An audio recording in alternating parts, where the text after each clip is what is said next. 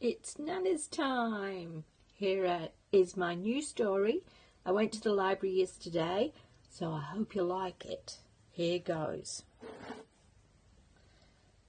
The book's called The Little Corroboree Frog and was written by Tracey Hilton-Ramirez and Angela Ramirez.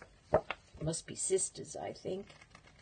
The Little Corroboree Frog. Here it is. Here we go.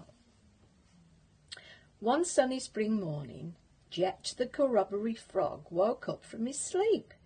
He had been hibernating all winter and the snow had finally melted. Jet hopped down the riverbank to join the other frogs and see his friend Bindi. Happy to be back in the sunshine, the frogs leapt over each other and belly flopped into the river. Jet and Bindi played and bounced around the squishy sphagnum moss at the river's edge, and when they found an ant's nest, they gobbled them up as fast as they could with their sticky tongues. It was a warm summer's night when Jet and the other boy frogs began showing off to get the attention of Bindi and the girl frogs.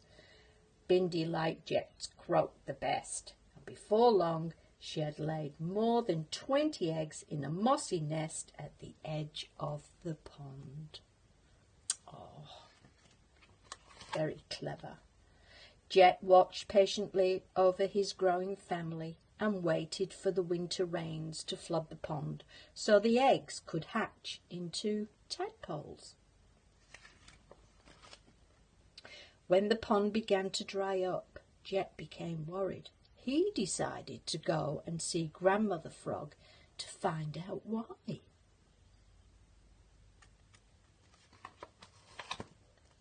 Jet, every year the summers are getting hotter, said Grandmother Frog sadly, and the humans are not looking after our country.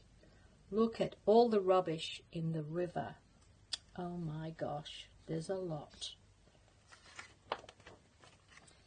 Just then a car drove up the track and a man and a boy got out. They headed towards the river, splashing through the tadpole ponds. Jet raced over to the boy and leapt high into the air. "Hey!" cried the boy as he felt the tiny frog land on his shoulder. When he looked closely, he was amazed to see the most beautiful patterns and colours on Jet's back. "It's a Corroboree frog!" he exclaimed. Jet jumped to the ground and hopped frantically around the nests. "Are you trying to tell me something, little frog?" asked the boy. The boy gently moved the moss back from the edge of the pond and the frog's eggs. "Frog's eggs!" he cried. "So that's why you're upset. We're tramping through your nests and leaving our rubbish behind." Excited by his discovery, the boy called his father back from the river. "Dad, Dad," he yelled, "come and see what I found." The boy showed his father the tadpole nests, and they decided to clean up the rubbish. When they left, the man was carefully not to drive close to the ponds. And on the way home, the boy and his father talked about what they could do to help save the Corroboree frog.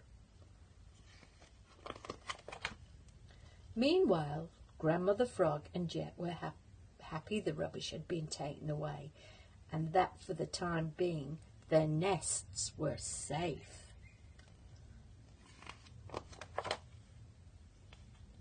Did you know in summer the female frog lays up to 40 eggs, but we have to wait for the winter or autumn rain to flood our tadpole ponds before they hatch?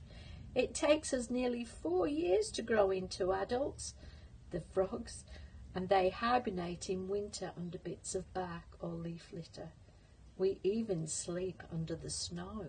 Gosh, I didn't know that. The southern Corroboree frogs are found in the snowy alpine regions of Mount Kosciuszko National Park in an area of less than 400 square kilometres.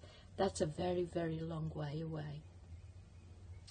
And like many frogs in the world, one of our biggest threats is the deadly fungus. This fungus can be spread by people and cars when they camp too close to our home.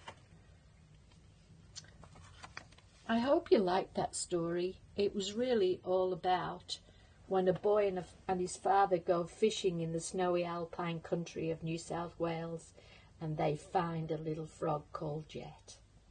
I hope you liked that one. Bye-bye for now.